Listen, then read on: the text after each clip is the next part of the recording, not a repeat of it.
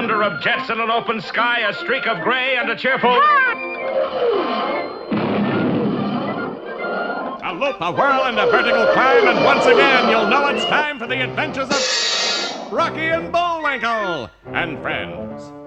Starring that supersonic speedster, Rocket J. Squirrel, with his pal Bullwinkle the Moose, and a host of others.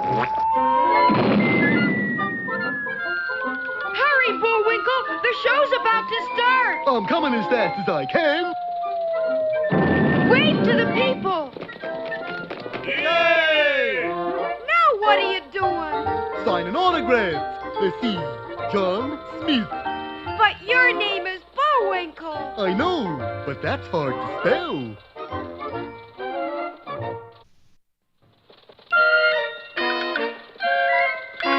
We're gonna have a lot of fun. Come on and join us. Sure, there's always room for one more.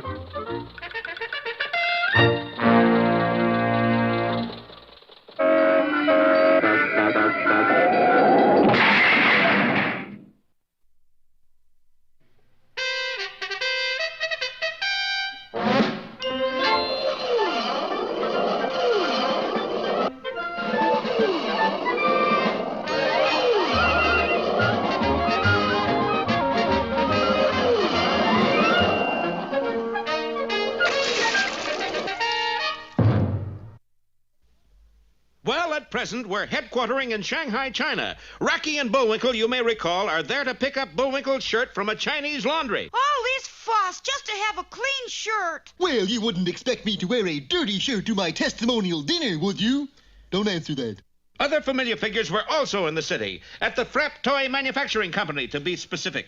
Professor Stein, miss, I hired you to create new toys for me. You hit fingernail right on the head, oh boss man. Well, you've been in this lab for 6 months. What have you got to show for it? 190 yen in take-home pay. But Boris had been working on something, a toy watch. Of course, this was as old as the hills in Hong Kong. Boris and Natasha were fired on the spot. Meanwhile... There it is, Bullwinkle. Ed Fu Young's Chinese Laundry. They were about to enter when who should come along and precede them but... You got dirty linen to wash? No, but I got dirty plans. Boris went in, Natasha went in, Rocky went in. And Bullwinkle went in. Yes, but inside there was no sign of Boris and Natasha. One clean shirt to go. Without a ticket, it would take some haggling to get his shirt. That's when we peeked into a secret back room. Boris, for why we slave like white-collar workers just to make toy tiki-talk. Shh. Keep your accent down. Now, you mean to say you thought that was actually really toy watch? Here, look at master plans. An intricate blueprint was spread before them. Now, see here where fireplace is in the kitchen? That's plan for house. For my old age, which was 10 years ago. Here is master blueprint. And on the back of a bubblegum wrapper, inscribed with the head of a rusty diaper pen, was a detailed drawing of the toy watch. Yes, but what does watch do? You see miniature mushroom cloud over watch? No. Yes. No. Again, I got to say yes. This little tiki-tak, as you so quaintly put it, honey bunch, is really a tiny atom bomb. With weapon like that, me and you can rule the world. But, darling, you never smuggle watch out of Shanghai. They got wanted posters of you all over town. There was even one in the secret room. Don't fear, dear. I'm not going to smuggle watch. I got Confederate. You know Jefferson Davis? Look through peephole. What do you see? I see shelves filled with shirt packages. But that small package on the second shelf contained more than a shirt. Now watch doorway. Accomplice comes in, says secret word, gets package, and meets us in US of A. Say, there are two auspicious characters out there. Never mind. Just listen for secret words. Yeah, but those two... Listen for secret words. I tell you, Mr. Young, I have to be back in Frostbite Falls by Saturday night. Go see travel agent. But he needs his shirt. How things look? Confederate show up yet? No, just that mood. Secret words. Wait for secret words. Please, Mr. Young, you gotta let Bullwinkle have his shirt. Bullwinkle? That very ridiculous name. By the by, darling, what are secret words? I quote, perhaps you would rather I be John Philip Sousa? Perhaps you would rather I be John Philip Sousa? You like to repeat that for West Coast? I said... Never mind. Here is a secret package waiting for you. And with time definitely not on their hands, our boys left the shop. Well, be sure not to miss our next episode, Exploding Population, or Pull Yourself Together.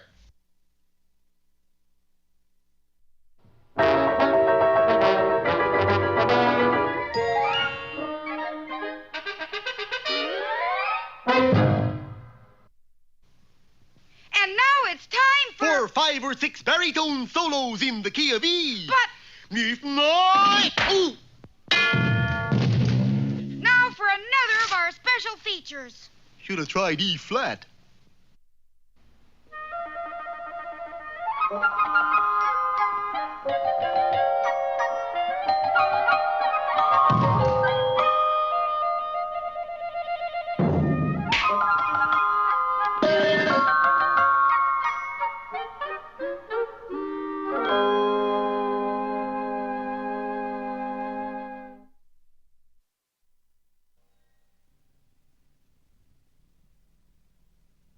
Once upon a time, in a little pond in the Middle West, lived an ugly duckling who wanted to be a movie star. I ought to be in pictures.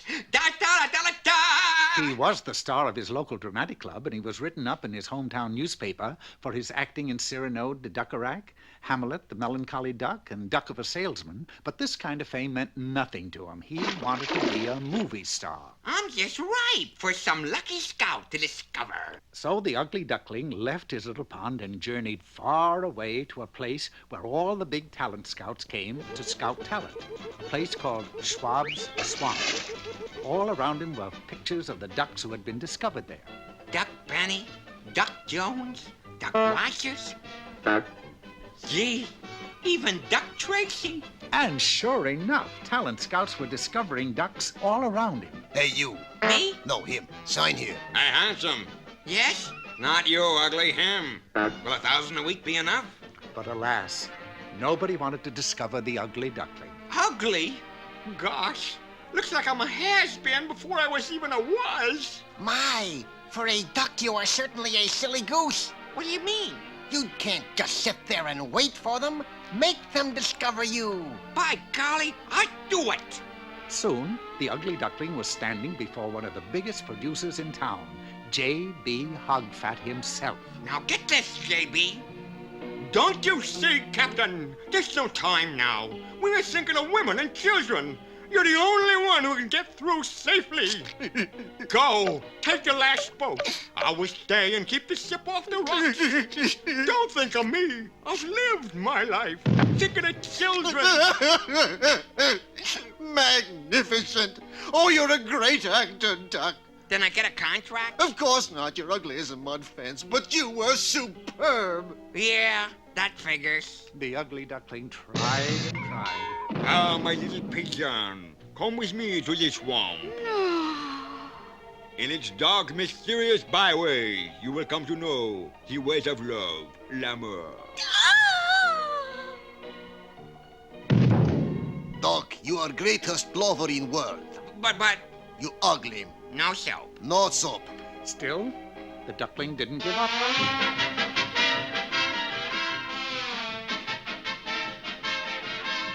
Such grace, such rhythm. Another Astaire, a new Gene Kelly. But I'm too ugly for a contract, eh? Oh, much too. Thought so. And it was the same story with everyone he saw. Gracious, you are an ugly one. Cab, please. Yes, Ugg. Yes, sir. Hey, mister, Yes? how come you're so ugly? All right, I get the idea. Broken-hearted, the duck returned to Schwab's Swamp. It's no use. I got a face that would stop a clock, even an electric clock. Oh, you silly goose. You give up so easily. Haven't you ever heard of facelifting? I don't want it higher. I want it prettier. Then go to a plastic surgeon. Get your beak bobbed, your feathers lifted. Get handsome. Yes, I'll do it. So, several weeks later, at the hospital... I have good news for you, my boy. Today the bandages come off. Hurry, Doc. I got to know. Shh! You're lovely. It's true. You are good looking. It was true. The doctor had done the trick. Without wasting a minute, the handsome duckling dashed back to the producer's office. Well, here I am, J.B. Just slip the contract under here. I'll just sign it. I won't even read it. What do you talk? I won't give you a contract. Why? You're too blame good looking. Too? Well, it seemed as if the trend in movie making had switched to horror pictures. The thing in the duck pond. It ducked from outer space. Ugly duck meets wolfman. Sorry, bud, I can't use any good lookers. Excuse me. Hello, Myron. Yeah, me too. But there was a duck here last week who'd be perfect for the part. Me? It was me. Faced like 3 days of bad weather. My face? I told you once, no more pretty boys. Now, Myron, if he shows up again, I'll make a star out of him. And so the little duckling realized that he had left his real happiness back in that little pond in the middle. Hey, now wait a minute. You're not going back. Of course not. I'm just starting my new job. Okay, you guys, let her go. But why are you... I figure in a week I'll be ugly enough to scare anybody. But meanwhile, I'm still in show business.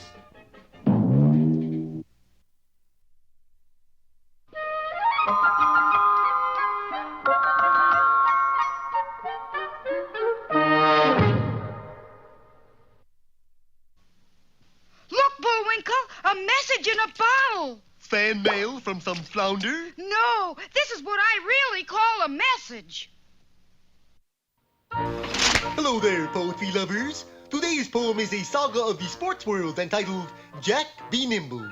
Jack be nimble, Jack be quick. Jack jump over the cat. Hold it, Moose. Who are you? Allow me to introduce myself.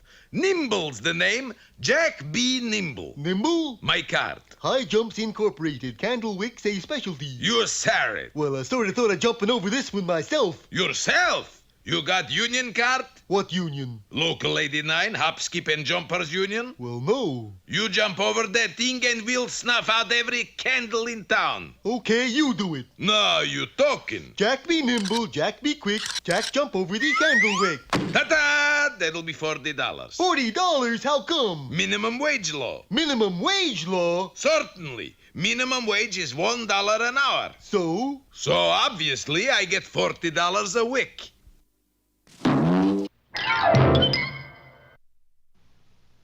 And now... Hey, Rocky! Watch me pull a rabbit out of my hat. Again? Nothing up my sleeve. Presto! Ooh, don't know my own strength. Now here's something we hope you'll really like.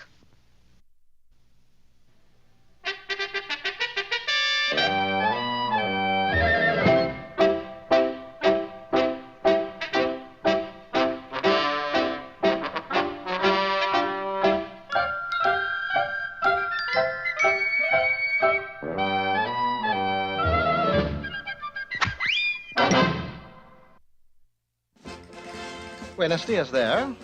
Peabody here. I say buenos dias because today Sherman and I are going back to ancient Spain. The Wayback Machine's all set, Mr. Peabody. Excellent, Sherman. Then we're off for a visit with the most romantic figure in history, the legendary Don Juan. My Wayback, ingenious invention that it is, deposited Sherman and me in front of a large villa in Seville. I was about to ring Don Juan's doorbell when Sherman glanced up and saw a figure swaying precariously on the railing of the balcony. It's Don Juan, Mr. Peabody. Would you be so kind as to move a little to the right? You are standing on my spot. He's gonna jump. Wasting not a second, we dashed upstairs. It will do you no good to try to dissuade me, senors. My mind, she is made up. But why, Don Juan? Have you had a financial setback? No. What is it, then? Onions. Onions? Spanish onions, Bermuda onions, onions. I love them more. And a man who eats onions can hardly be called Spain's greatest lover. He started about 6 weeks ago. A very lovely senorita and I were having a midnight snacks. Would you care for some onion soup, mi chiquita? Onion soup? What is onion soup? I took my first taste, and I was hooked. That night, senor, I consumed 54 bowls of onion soup. Needless to say, when it came time to kiss the senorita goodnight. Last week, I attended a bullfight with the very same senorita. Well, it was the same old story. The matador killed 16 bulls. I killed 16 onion rolls. And when it came time to kiss the senorita goodnight... A tragic tale, Don Juan. Yes, I know. Well, buenos dias. I jump. Wait, Don Juan. Why not give them up? Women? Onions. Sherman is right, you know. With perseverance, you could lick this thing. And Mr. Peabody and I will help you. Our campaign began with a systematic search of the entire house. We found onions under the rug, in the fruit bowl, and even in the chandelier. That is the last of them, I swear. Are you sure? Positive. And now, if you will excuse me, I shall take a bubble bath. We disposed of the onions and then quietly entered Don Juan's library. Shall I light a candle, Mr. Peabody? Not yet, Sherman. We don't want to alarm our visitor. Visitor? There's no one here. There will be. Suddenly, a hooded figure appeared on the balcony. It's a burglar. We watched as the dark intruder made his way to a picture on the wall. Behind the picture was a wall safe. Now, Sherman, light the candle. Who is there? Don Juan! I was looking for my bubble bath. I seem to have misplaced that. Come, Don Juan. You and I both know there are onions inside that wall safe. See, you are right. Lead me to the balcony. I jump. Just a moment. I can't see why you should give up onions. But how can I eat onions and still be a lover? There is one way. Do you have a date for this evening? Senor, Don Juan have a date every evening. Good. Then consume all the onions you wish. Tonight you shall be romantic in spite of them. Don Juan's rendezvous took place in a lush garden on the outskirts of Seville. Due to a small errand, I was the last to arrive. The senorita's inside waiting for Don Juan, Mr. Peabody. See, but in my condition, I'm not a fit companion for a skunk. Then take these. What is it? Poison? Never mind what it is. Just take them. Fearing the worst, Don Juan entered the garden and embraced the fair senorita, with surprising results. Oh, Don Juan, you are the greatest lover. I don't understand, Mr. Peabody. What happened to his onion breath? It vanished, Sherman, thanks to those pills. Where'd they come from? From that pharmacy across the road. The couple who own it, Mr. and Mrs. Gonzalez, were kind enough to fill an original prescription of mine. They did such an admirable job that I'm naming the pills after them. Gonzalez pills? No. Their first names are Clara and Phil Gonzalez. Clara Phil pills, Mr. Peabody? Clara Phil pills, Sherman. Breathtaking, aren't they?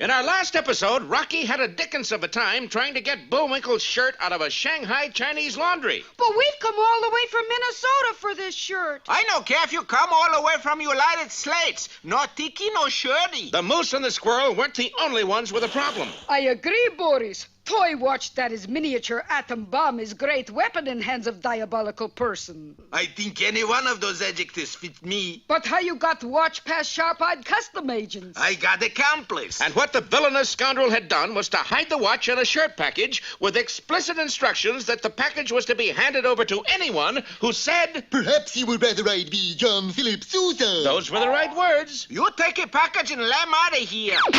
Don't you worry, sir. We don't have much time left. Less time than they think, for the rude handling had started the mainspring, and the watch was set to go off when the hands reached 12. Meanwhile, in the secret back room... What can be keeping Confederate? Looks like him now. And through the peephole, she saw a huge, sinister Chinese enter the shop and deliver the secret words. "Perhaps you Lada I be John Philip Sousa." I don't care if you lad la lock. You got shirts to clean. You heard him give secret words. You give package. No can do. Package in question just went out front door. I tried to tell you, Boris, but you... What do you mean package went out front door? Hey, you. No interrupt, lady. Looky here, Snooky. Oh, boy. Accomplice I hired is big one. Boris, please to clam up. That's better. Now, Moose and Squirrel picked the package. Moose and Squirrel? And the startled fiend darted out of the laundry, followed closely by Natasha, Wonton Lee, and the proprietor of the laundry who had not been paid by Rocky or Bullwinkle. You go this way, I'll go that. You take the high road, and you...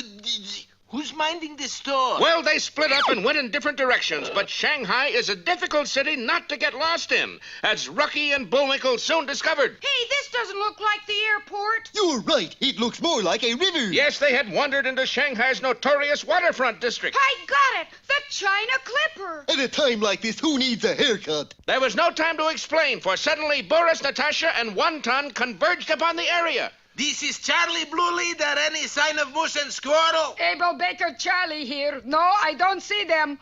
Hokey Smoke, it's our old nemesis. And there wasn't even any time to work out a pun, for the enemy was closing in. They got to be somewhere near here. Don't worry, Boris. We get shirt package back from them. Why, those sly devils. They're after my shirt. Yeah, but that doesn't make sense. Well, I could reword it. Quick, down this catwalk. Alas, because of the darkness, Rocky mistook a gangplank for a catwalk. What's more, they kept on going until they were in the hold of a broken-down Chinese junk. I'll give you odds we're not in the Hilton Hotel. Shh! Boy, I can't figure it out. We combed the entire city with fine-tooth comb and still no sign of Moose and Squirrel. Well, you leave such to me. I catch 'em then. Chop, chop. Sounds like they're leaving. Sounds like we are, too. Yes, the junk slowly drifted out into the river. And who was at the helm? Wonton Lee, accompanied by you-know-who. Well, this is a turbulent situation, to say the least. Don't miss our next episode, Up the River, or Yangtze with a Laughing Face.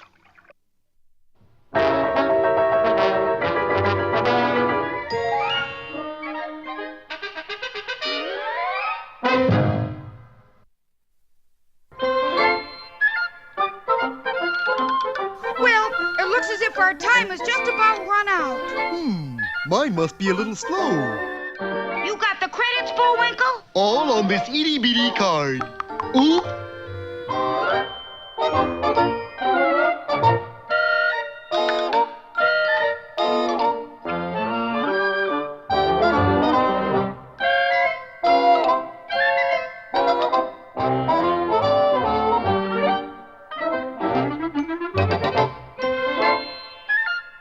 We're late again, Bullwinkle. Right.